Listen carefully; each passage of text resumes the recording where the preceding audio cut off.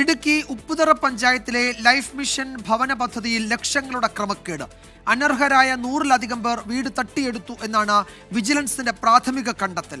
Kattappana block panchayat പ്രസിഡന്റും കോൺഗ്രസ് മണ്ഡലം പ്രസിഡന്റും ഉൾപ്പെടെ തട്ടിപ്പ് നടത്തിയിട്ടുണ്ട്. 27 പേരിൽ നിന്നായി ആദ്യഘട്ടത്തിൽ 1,14,00,000 രൂപയും പലിശയും റവന്യൂ റിക്കവറിയിലൂടെ തിരിച്ചുപിടിക്കും. LDF സർക്കാരിന്റെ അഭിമാനമായ ലൈഫ് മിഷൻ ഭവന പദ്ധതി. എന്നാൽ ഉപ്പുതറയിൽ ഇതേ LDFന്റെ നേതൃത്വത്തിലുണ്ടായിരുന്ന കഴിഞ്ഞ ഭരണസമിതി ലൈഫ് മിഷൻ വീടുകൾ അനുവദിച്ചത് അനർഹർക്ക്. കക്ഷി രാഷ്ട്രീയ ഭേദമില്ലാതെ തട്ടിപ്പിനായി എല്ലാവരും ഒന്നിച്ചു. 1.5 ഏക്കർ സ്ഥലമുള്ള CPIM അംഗവും കട്ടപ്പന ബ്ലോക്ക് പഞ്ചായത്ത് പ്രസിഡന്റുമായ VP ജോൺ ഡിവിഷൻ മെമ്പറായിരിക്കെ 3 സെന്റ് സ്ഥലം മാത്രമാണുള്ളതെന്ന് കാണിച്ച് വീട് തട്ടിയെടുത്തു. കോൺഗ്രസ് മണ്ഡലം പ്രസിഡന്റ് VS ഷാൽ അനർഹമായി ലഭിച്ച വീട് നിയമം ലംഘിച്ച് 3 ഇരട്ടി വിലയ്ക്ക് വിൽപ്പന നടത്തി. ഗുരുതരമായ വീഴ്ച വരുത്തിയ ആളുകളുണ്ട്.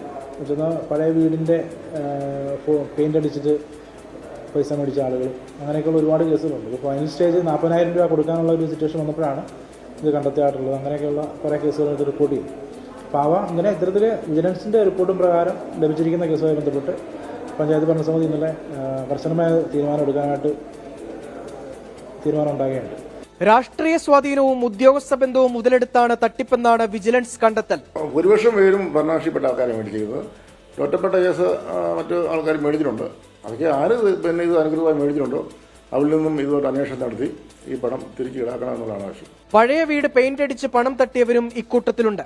2022 വിജിലൻസ് അന്വേഷണത്തിൽ തട്ടിപ്പ് നടത്തിയ 27 പേർക്കെതിരെ നടപടി ആവശ്യപ്പെട്ടെങ്കിലും രാഷ്ട്രീയ സമ്മർദ്ദം മൂലം പഞ്ചായത്ത് നോട്ടീസ് അയക്കുക മാത്രമാണ് ചെയ്തത്. രാഹുൽ വിജയൻ, 24 ഇടുക്കി.